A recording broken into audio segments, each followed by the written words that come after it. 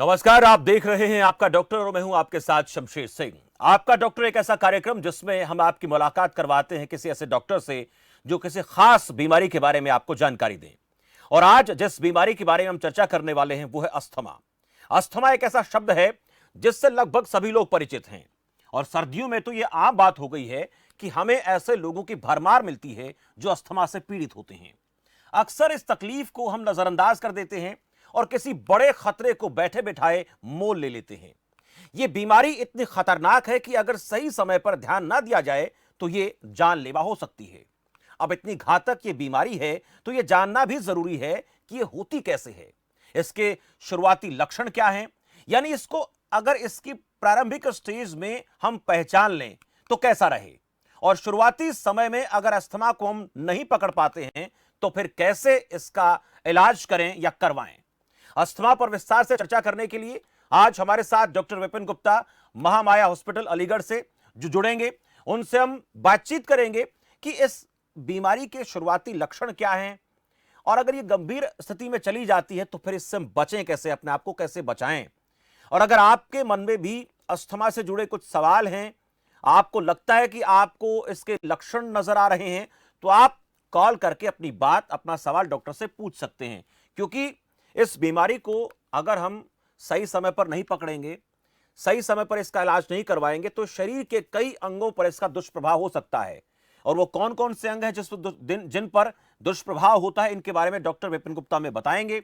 इसके अलावा अगर ये जो बीमारी है इसमें आपको अपने अड़ोस पड़ोस में किसी व्यक्ति को इस प्रकार की दिक्कत नजर आती है तो आप उसको भी जागरूक कर सकते हैं। तो आपको अगर इस बीमारी से जुड़े कोई भी सवाल करने हैं तो आप अपनी स्क्रीन पर, हम पहले आपको नंबर दिखाते हैं, उन नंबर पे आपको कॉल करना है।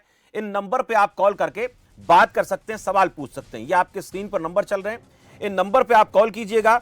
और अगर आपको ऐसा महसूस होता है कि मुझे जो बात डॉक्टर साहब बता रहे हैं उस प्रकार के लक्षण नजर आ रहे हैं तो आप उन लक्षणों को कैसे खत्म कर सकते हैं, क्या आप इलाज ले सकते हैं और आपको कितना जल्दी इलाज लेना चाहिए, और अगर आप इलाज नहीं लेते हैं समय पर तो आपको इसके कितने गंभीर परिणाम भुगतने पड़ सकते हैं। मेरे साथ डॉक्टर विपिन गुप्ता जुड़ चुके हैं, उनसे बातचीत करेंगे। डॉक्टर साहब, बहुत बहुत स्वागत है आपका।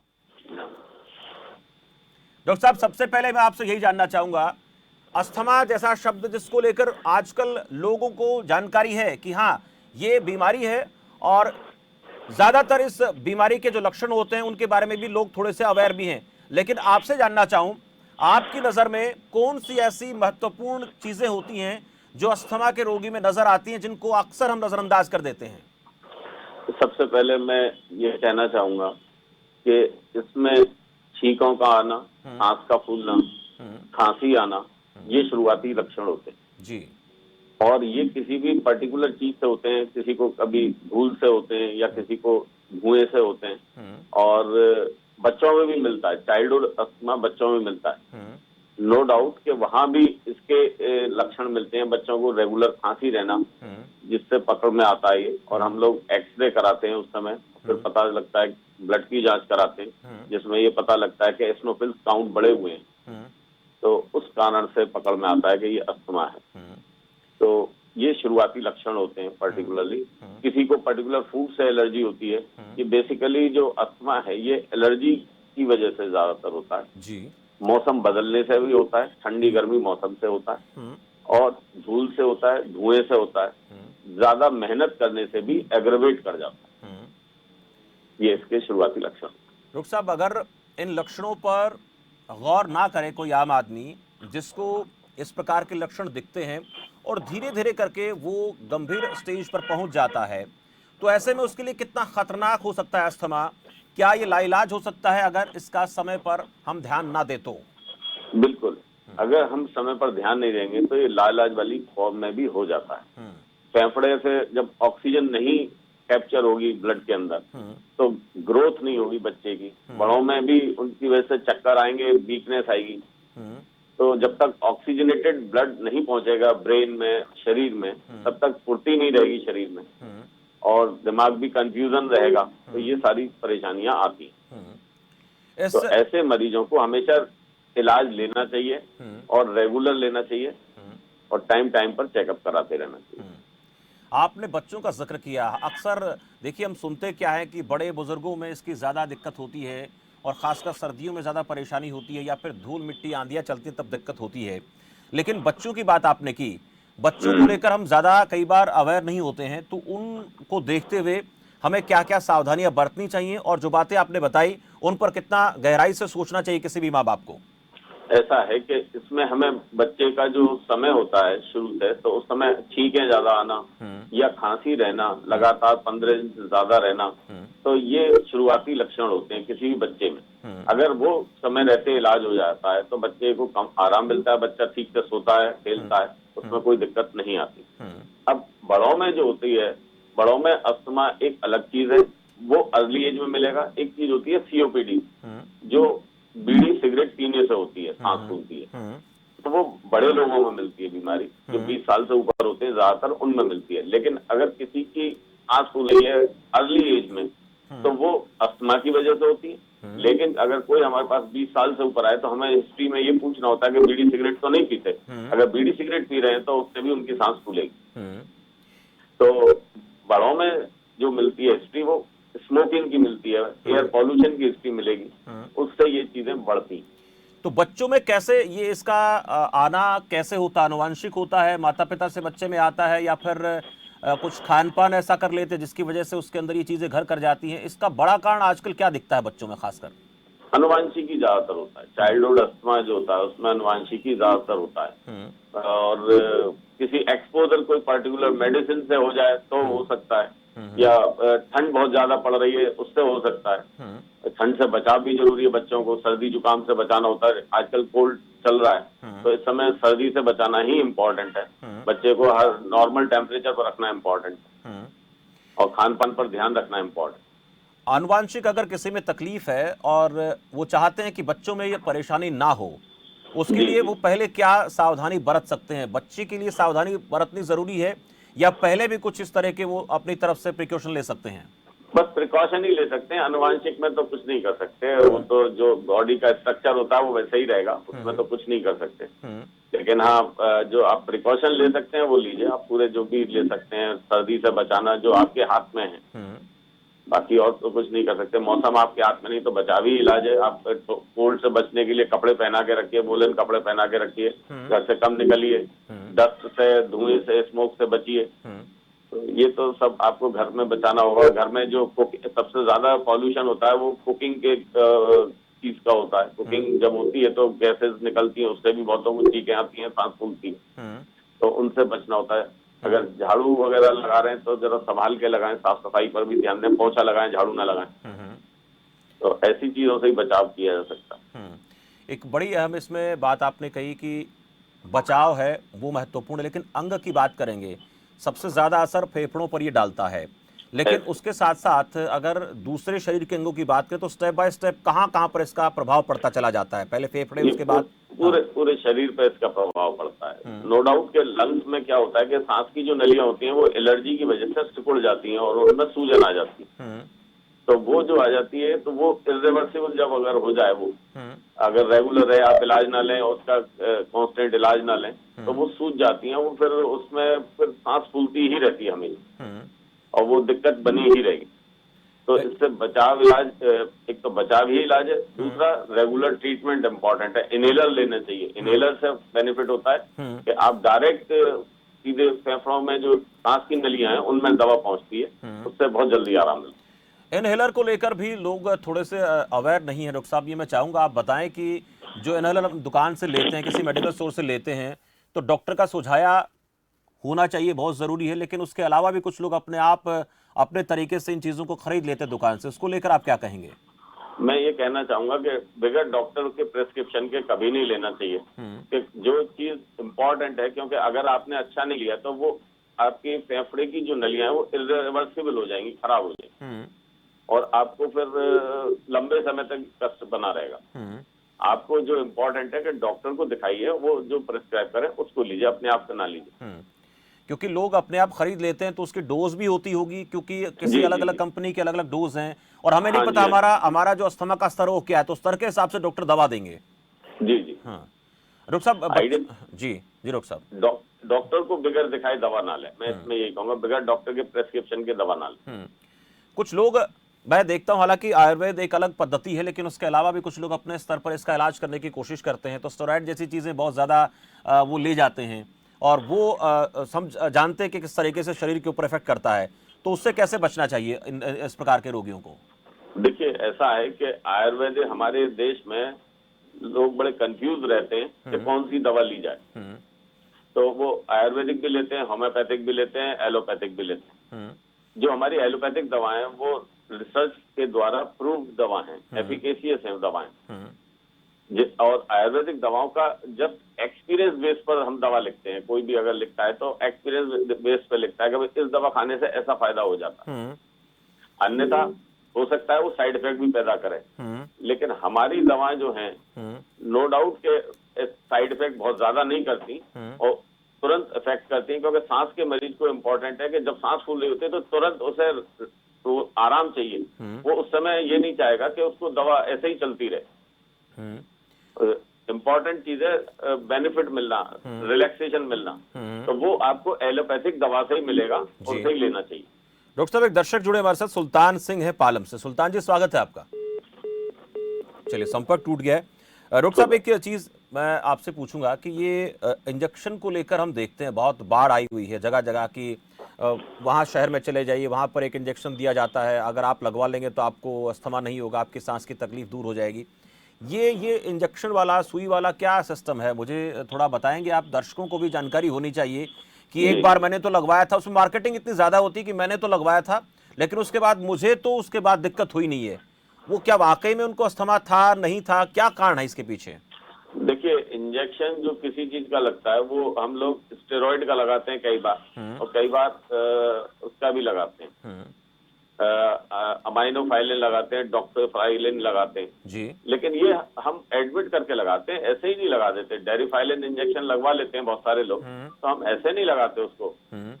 हम ये चाहते हैं अंडर सुपरविजन लगे और थोड़ी देर उसे मॉनिटर करने का मिले, क्योंकि उस दवा के साइड इफेक्ट भी होते हैं कुछ जी। तो हम हमेशा अगर कोई इंजेक्शन लगाते हैं तो एडमिट करके लगाते हैं। अब जो आपने कहा ना कि एलर्जी का वो इंजेक्शन लगा और मेरी सांस ठीक हो गई, क्या चीज है कि अस्थमा में हम लोग ये ढूंढते हैं कि कौन सी चीज इन्हें एलर्जी कर रही है।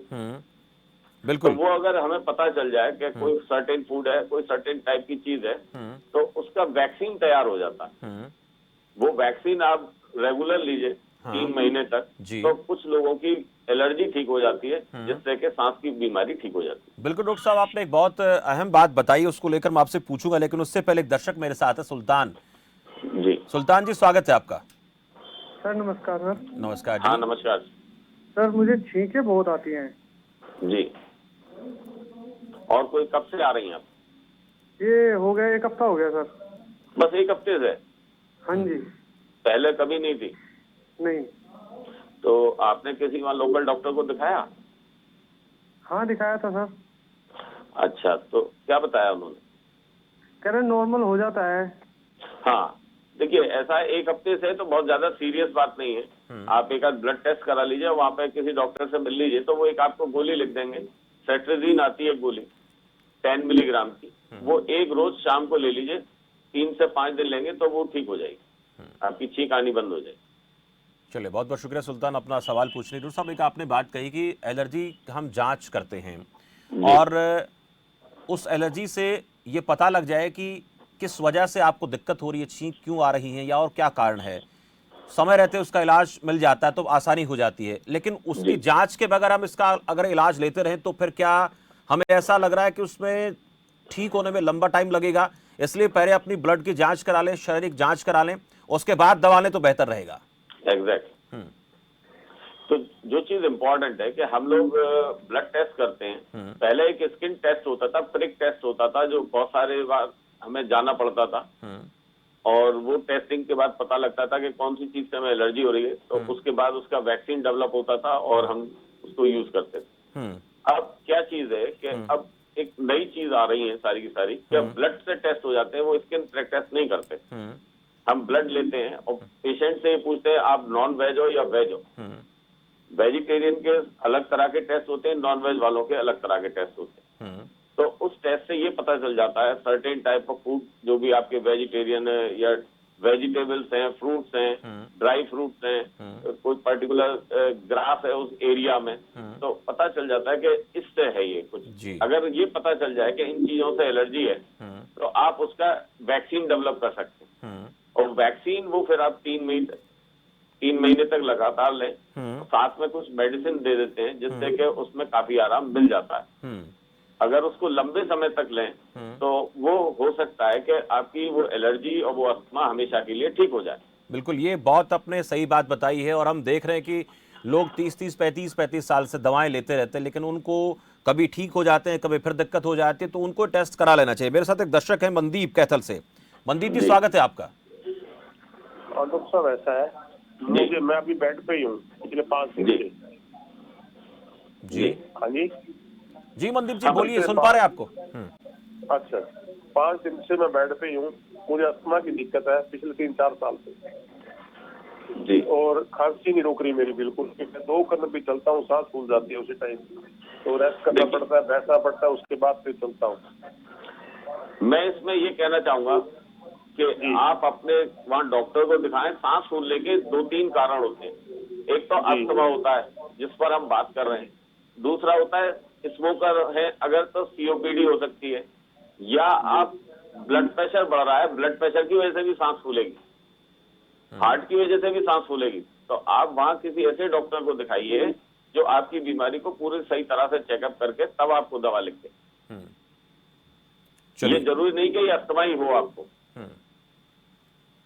चलिए, शुक्रिया मनदीप से बातचीत के लिए। डॉक्टर साहब, एक आपने कहा कि हार्ट की दिक्कत हो सकती है, बीपी की शिकायत हो सकती है। अक्सर देखा जाता है कि जिन लोगों की कई ध्वनियों में रुकावट आ गई है, उनको पता नहीं चलता, तो वो लोग क्या प्रिकॉशन लें? जरूरी है कि अगर उन लोगों ने सांस का इलाज कराने की दवाई वो लोग लेते रहे और किसी दिन अटैक आ सकता है, उनके लिए क्या सुझाव है आपका? मैं ये कहना चाहूंगा कि अपने लोकल डॉक्टर को दिखाएं, वहाँ ब्लड प्रेशर चेक कराएं और एक ईसीजी कराएं मिनिमम, और अपना एक एक्सरे कराएं। उससे सारी चीज साफ हो जाती है। अगर SpO2 नॉर्मल आ रही है तो अस्थमा नहीं है, अस्थमा की वजह से सांस नहीं फूल रही, वो हार्ट की वजह से सांस फूल रही। फिर एक ईसीजी होना चाहिए, एक इको होना चाहिए, जिससे कि आपका हार्ट की पंपिंग क्षमता पता लग जाएगी, जिससे इलाज करने में आसानी होगी। तो ये करना होगा। डॉक्टर साहब, लंग्स की बात जैसे हम कर रहे हैं, उनके अंदर कई बार इतना ज्यादा बलगम जमा हो जाता है, वो बाहर नहीं निकलता है। ये एक बड़ा कॉमन सा कारण है सांस की तकलीफ होने का। जी जी। उनको साफ करने के लिए जैसे आपने इनहेलर की बात की, इसके अलावा और क्या कर सकते हैं? खान पान में जैसे पानी पीना, गर्म पानी पीना है या कब पीना है, कैसे पीना है, कुछ कॉमन चीजें ऐसी जो कर सकता है आदमी, लेकिन फिर भी लापरवाही कर देते हैं लोग। सबसे ज्यादा जो बेनिफिट करती है वो स्टीम करती है, जिसकी बहुत सिंपल और जो बहुत ही बिल्कुल सस्ती चीज है। स्टीम ले लें 2-3 बार तो उससे बहुत आराम मिलता है। साथ में इनहेलर लें, दवा लें, एंटी एलर्जिक दवा लें, ब्रोंकोडायलेटर दवा लें, तो उससे बहुत आराम मिल जाता है। लेकिन लोग बहुत सिंपल ये करते हैं कि वो स्टीम नहीं लेते, बाकी दवाएं जरूर खा लेते हैं। इस वजह से थोड़ा सा टाइम लगता है। अगर स्टीम लें तो वो ज्यादा बेहतर रहेगी। और उसके लेने के बाद थोड़ी सी सावधानी ये भी रखनी चाहिए कि वो बाहर ना निकले। हाँ, डायरेक्ट एक्सपोजर फिर कोल्ड में ना हो, थोड़ी देर आराम करिए। एक और महत्वपूर्ण जानकारी, आज जैसे कोरोना की वैक्सीन को लेकर पूरे देश में चर्चा हो रही है, लेकिन कोरोना और अस्थमा दोनों में फर्क करना कितना जरूरी है, जानना जरूरी है। क्योंकि बहुत से लोग ये सोच रहे होंगे सांस की तकलीफ है तो कोरोना की जांच करा ली जाए, और अगर सांस की तकलीफ नहीं है या कोरोना का कुछ लग रहा है तो उसकी जांच करा ली जाए। इसको कैसे अलग अलग करके देखें?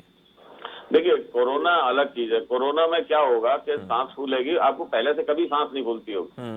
वो उस समय कोरोना के लिए तो फिर आप एक्सरे कराएंगे तो एक्सरे में पकड़ में आ जाएगा, और या सीटी चेस्ट कराएंगे उसमें पकड़ में आ जाएगा।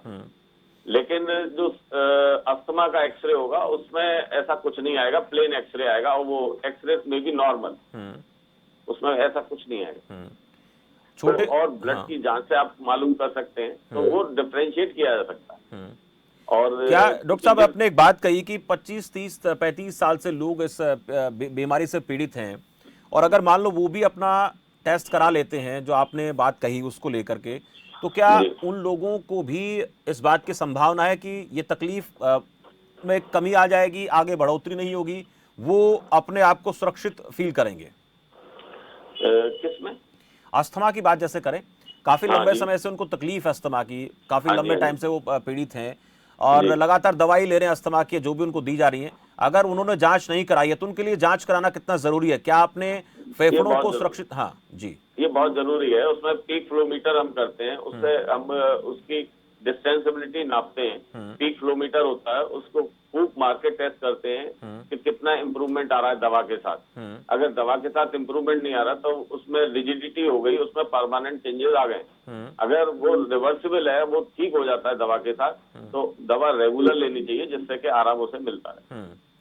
एक्सरे हम जब कराते हैं तो डॉक्टर बताते हैं कि आपके फेफड़े इतने इतने फीसदी जो है खराब हो गए हैं, इतने फीसदी में दिक्कत आ गई है, तो क्या उनकी रिकवरी की भी संभावना रहती है या फिर हमें जैसे हैं उसी के हिसाब से अपने दिनचर्या को लगातार जारी रखना पड़ेगा? जी, ऐसा है कि उसमें इम्प्रूवमेंट हमेशा आती है। क्या चीज है कि हमारे यहाँ लोग दवा तो खाना पसंद करते हैं, लेकिन इनहेलर को बहुत ज्यादा लाइक नहीं करते। वो उसे एक स्टिग्मा समझते हैं अस्थमा का।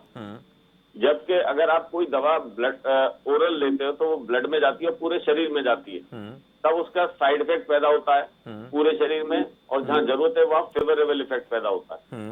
लेकिन अगर आप इनहेलर लेते हैं तो वो लो डोज में जाता है, और जहां उसकी रिक्वायरमेंट है डायरेक्टली वो फेफड़े में जाता है, तो वहां उसके साइड इफेक्ट बहुत मिनिमम है, लीस्ट है वहां साइड इफेक्ट, और इम्प्रूवमेंट ज्यादा है।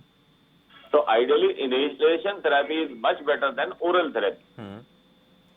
एक और अहम बात खान पान को लेकर बात करें डॉक्टर साहब आपसे, जो खाना पीना है बड़ा ज़रूरी है, खासकर बच्चों की बात करें या बुजुर्गों की बात करें तो ये चीज़ें अक्सर हम ज़्यादा ध्यान नहीं देते हैं। जैसे अब सर्दियां हैं, सर्दियों में किसी को दिक्कत है, चिकना ज़्यादा सेवन कर लेते हैं या फिर खट्टे पदार्थों का लोग सेवन कर लेते हैं, इसमें क्या सावधानी बरतें? क्या क्या खाएं, क्या न खाएं, और किस समय से पहले खाएं ये चीज़ें?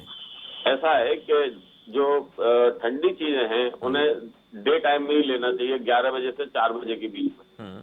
अर्ली इन द मॉर्निंग और लेट नाइट ठंडी चीजें नहीं लेनी चाहिए। कुछ को एलर्जी होती है तो वो ठंडा पानी ना पिए, वो थोड़ा सा गुनगुना करके पानी पिए, आइसक्रीम से बचें। जो भी ठंडी चीजें हैं, कुछ लोग राइस से भी कुछ को होता है, तो वो इन सब चीजों से बचें। तो खांसी, उन्हीं से फायदा है। जी, खांसी अगर ज़्यादा दिन रह जाती है, किसी को जी। किसी वजह से कोई बात हो गई, खांसी एक बड़ा कारण होती है, जी। उसको किस तरह से क्योर करें? चलिए डॉक्टर साहब, एक दर्शक मेरे साथ जुड़े जितेंद्र रोहतक से, उनका सवाल ले लेते हैं, क्या कहना चाहते हैं। जितेंद्र जी, स्वागत है आपका। चलिए संपर्क टूट गया है। खांसी को लेकर जैसे डॉक्टर साहब बात कर रहे हैं, खांसी जो है वो किसी को हो जाती है और जी। काफी लंबे समय तक उसकी तरफ ध्यान नहीं देते हैं, तो फिर उसमें क्या परेशानियां ज्यादा आ सकती हैं? देखिए, खांसी लंबे समय तक है तो देखिए पूरे शरीर में दर्द होगा, परेशानी रहेगी, आदमी इरिटेबल होगा, रात में सो नहीं पा रहा। तो जब तक कंफर्टेबल नहीं होगा तब तक कैसे ठीक होगा? तो उसके लिए हमारे यहाँ कफ सिरप्स आते हैं, आप वो लीजिए। अगर उससे इम्प्रूवमेंट नहीं मिला तो थोड़े से इनहेलेशन थेरेपी से बहुत आराम मिल जाता है। जो सूजन आ गई है वो इनहेलेशन थेरेपी से बहुत जल्दी ठीक हो जाता है। तो अगर किसी मरीज को ऐसी कोई शिकायत है तो अपने लोकल डॉक्टर से मिले, उससे बहुत आराम मिलेगा। यानी लंबे समय तक अगर खांसी रहती है किसी भी व्यक्ति को तो वो भी कहीं ना कहीं फेफड़ों की इस बीमारी से परेशान हो सकता है, उसको दिक्कत हो सकती है। जी। तो आइडियली एंटी एलर्जिक मॉन्टेल्यूकास के साथ रेगुलर लेना होगा उन्हें। कुछ तो उससे उनको जी, खांसी में आराम मिलता रहेगा। कुछ दवाएं जैसे डॉक्टर साहब लोग नियमित तौर पर लेते रहते हैं अपने स्तर पर, जिसको सांस की दिक्कत है, कुछ और परेशानी इस तरीके की है, तो जैसे एलर्जिक दवाएं लेते हैं, उन दवाओं जी। का लेने का जो तरीका है वो कैसा होना चाहिए? अपने आप हालांकि नहीं लेना चाहिए, लेकिन फिर भी डॉक्टर से परामर्श तो लेना ही चाहिए, लेकिन उसके बाद भी अपने स्तर पर लेते रहते हैं और हिंदुस्तान में आम बात है। एग्जैक्ट। तो वो ज्यादातर शाम में लेनी चाहिए, क्योंकि जो भी एंटी एलर्जिक होती है उनसे नींद आती है थोड़ी सी। तो आइडियली उनको बेड टाइम पर या इवनिंग टाइम में लेना चाहिए, जिससे कि स्लीप वाला पार्ट रात में खत्म हो जाए। और बगैर डॉक्टर की सलाह लंबे समय तक दवा ना लें। अपने आप लें तो 5-7 दिन, 1 हफ्ते ले लें, लेकिन अगर महीने 2 महीने ले रहे हैं तो बगैर डॉक्टर की सलाह के ना लें। थोड़ा सा मैं, चलिए, इरफान खान एक दर्शक मेरे साथ जुड़े हैं चित्रकूट से। इरफान जी, बहुत बहुत स्वागत है आपका। नमस्कार एहसान जी। इरफान जी, आवाज सुन रहे हैं आप हमारी? जी सर। जी इरफान जी, बोलिए। सर मैं ये पूछना चाहती हूँ जी, कि अगर क्या कहते हैं किसी को बच्चे आपको, तो उसके लिए क्या है? इरफान एक बार फिर से आप दोहराएंगे अपना सवाल? आपकी आवाज थोड़ी सी कम आ रही है हमारे तक। हाँ कि सर ये कहना चाहते हैं कि जैसे किसी को पैरिया हो गया है तो उसके लिए कोई इलाज? पायरिया को लेकर आप बात कर रहे हैं इरफान, जी जी और मुंह से बदबू आती है। जी जी। तो उसके लिए तो डेंटल चेकअप कराएं आप जाकर, हाँ। अपने लोकल डॉक्टर को डेंटल चेकअप कराएं। ऐसा हो सकता है डेंटल प्रॉब्लम हो आप, या लंबे समय से आपको जुकाम रहा हो। दो चीजें जिसमें फाउल स्मेल आती है। तो चलिए, डेंटल चेकअप कराएं, वहां पर ईएनटी चेकअप वाले जो डॉक्टर हो उनसे मिल सकते हैं। शुक्रिया इरफान बातचीत के लिए। डॉक्टर साहब, हार्ट एक शरीर का महत्वपूर्ण अंग है, और सांस की तकलीफ किसी को होती है तो आपने एक बात कही कि वहाँ तक प्रॉपर तरीके से ऑक्सीजन का न पहुँचना, इस बात को लोग समझते नहीं हैं। इसको थोड़ा सा मैं चाहूँगा आप विस्तार से बताएं कि शरीर में ऑक्सीजन की मात्रा का पूरा पहुँचना कितना ज़रूरी है, और अगर थोड़ी सी लापरवाही करी तो धीरे धीरे करके उस ऑक्सीजन के न पहुँचने से हमारे शरीर के बाकी अंगों पर इन अस्थमा की बीमारी से कितना फ़र्क पड़ सकता है। ये लोग थोड़े से अनजान है, समझते नहीं इस बात को, आम जो लोग हैं। जी देखिए, ऐसा है, सांस फूलती है तो जो किसी को भी फूलती है तो ऑक्सीजन सप्लाई हमारे शरीर में कम है, पुअर है, हमारे रिक्वायरमेंट बढ़ जाती है, तो सांस हम लोग लेते हैं, बहुत तेजी से लेते हैं, जिसे हम सांस फूलना बोलते हैं। जी। सांस में वेरिएशन होता है कि रात में ज्यादा सांस फूल रही है, दिन में ज्यादा फूल रही है। अगर ऑक्सीजन प्रॉपर नहीं होगी तो हमारा दिमाग सही तरह से काम नहीं करेगा, हमारा शरीर ही काम नहीं करेगा, वीकनेस बनी रहेगी, हम लोग शरीर गिरा हुआ रहेगा, नींद प्रॉपर नहीं आएगी। तो ऑक्सीजनेशन हमारे शरीर के लिए बहुत इंपॉर्टेंट है। अगर ये नहीं होगा तो इससे अब डेथ बढ़ती भी जा रही है, क्योंकि रेस्पिरेटरी डिजीजेज का लेवल बढ़ता जा रहा है, एयर पॉल्यूशन का लेवल बढ़ता जा रहा है, तो इन कारणों की वजह से डेथ भी बढ़ती जा रही है। मास्क कितना ज़रूरी, ये भी जानूंगा डॉक्टर साहब से। लेकिन एक और बात आपसे इसी दौरान मैं जानना चाहूँगा कि जब हम आराम करते रहते हैं तो बहुत ज़्यादा दिक्कत नहीं होती। अस्थमा के जो रोगी हैं या फिर हार्ट के जो रोगी हैं, उनको चलते फिरते टाइम सांस फूलता है, और उसी तरीके के लक्षण अस्थमा के रोगी के होते हैं। दोनों में फ़र्क कैसे किया जाए? और आज के दौर में मास्क एक इम्पोर्टेंट पॉइंट आ गया है जिस पर बात होनी चाहिए, उसको लेकर क्या कहना है आपका? मैं ये कहूंगा कि मास्क तो लगाना चाहिए, मास्क से तो कोई वो नहीं है, अपने आप को बचाव करना है कि आपको कोई बीमारी ना हो, और मास्क तो इम्पोर्टेंट पार्ट है आज के समय में। और लेकिन जो आपने कहा कि हार्ट की वजह से सांस फूलना, फेफड़े की वजह से सांस फूलना, ये डिफरेंशिएट करना होता है किसी भी मरीज में। अगर वो हार्ट की वजह से सांस फूल रही होगी तो तेज चलने पे, झीना चढ़ने पे सांस फूलेगी, वैसे नहीं फूलेगी। और जो अस्थमा का मरीज होगा वो अलग तरीके से मॉर्निंग में सांस ज्यादा फूलेगी, वो इस तरह से आवेगा। व्यायाम जो चीज तो डिफरेंशिएट ऐसे करके करना होता है। तो हार्ट की वजह से तो उसके लिए अलग टेस्ट है सारे, और अगर आप सांस की वजह से समझ रहे हैं तो उसके pulmonary function test, X-ray, blood की जांच, ये अलग करानी होगी। तो अगर वो नॉर्मल आ रही है तो आपको कार्डियक असेसमेंट करना पड़ेगा, तो आपको चेकअप तो प्रॉपर कराना पड़ेगा। इम्पोर्टेंट क्या चीज है कि लोग ये चाहते हैं कि बगैर टेस्ट कराए एक कोई गोली मिल जाए जिससे सब कुछ ठीक हो जाए। वो एक गोली ऐसी कोई नहीं आती। बिल्कुल आपने सही कहा कि एक गोली आजकल ऐसी कोई बनी नहीं। एक छोटा सा सवाल मेरा आपसे डॉक्टर साहब, व्यायाम बड़ा महत्वपूर्ण पार्ट होता है। अस्थमा के रोगी एक्सरसाइज के लिहाज से क्या कर सकते हैं? वो बहुत लाइट एक्सरसाइज कर सकते हैं, बहुत स्ट्रेनस एक्सरसाइज से तो सांस और बढ़ जाएगी। तो लाइट एक्सरसाइज, एरोबिक एक्सरसाइज हम लोग बताते हैं, उन्हें हैवी एक्सरसाइज नहीं बताते। जी डॉक्टर साहब बहुत बहुत शुक्रिया अस्थमा के ऊपर विस्तार से जानकारी देने के लिए। दर्शकों तक महत्वपूर्ण जानकारी आपने पहुंचाई, आप जुड़े, आपका बहुत बहुत धन्यवाद। अस्थमा को लेकर आज हम बात कर रहे थे डॉक्टर साहब से। उन्होंने सीधे तौर पर कहा कि व्यायाम को लेकर कम व्यायाम करें, खान पान का थोड़ा ध्यान रखें, ठंडी चीज़ें ना खाएं, और इसके साथ साथ अगर आपको अस्थमा है और लंबे समय से है तो आप अपनी जाँच कराएँ। जाँच में जो किसी खान पान से आपको एलर्जी है तो वो चीज़ आपको छोड़नी होगी, वो जाँच से पता चलेगा। और आजकल ऐसे ऐसे उपकरण आ गए हैं जिनकी सहायता से, ऐसी ऐसी मशीनें जिनसे हम ये पता कर सकते हैं कि हमारे शरीर में जो अस्थमा है वो किस वजह से है, और उस वजह को ही एक वैक्सीन के जरिए खत्म किया जा सकता है। तो आपको अगर इस प्रकार की तकलीफ है लंबे समय से, तो आप किसी अच्छी लैब में जाकर अपनी जांच करवा लें, और जांच के बाद जो रिजल्ट आएंगे उससे आपको पता लगेगा कि हमें इसका इलाज कैसे लेना। बच्चों की बात करें तो आनुवांशिक ज़्यादा दिक्कत होती है, आनुवांशिक बीमारियां जो होती हैं वो बच्चों में आ जाती हैं, तो ऐसे में उनका ध्यान रखना बेहद ज़रूरी है। उनकी सावधानी सुरक्षा है, और अगर आप सावधानी रखेंगे सर्दियों में और धूल मिट्टी में तो बच्चों को आप इस बीमारी से बचा सकते हैं। फिलहाल इस खास एपिसोड में इतना ही, मुझे दीजिए इजाजत और आप देखते रहिए खबर फास्ट। नमस्कार।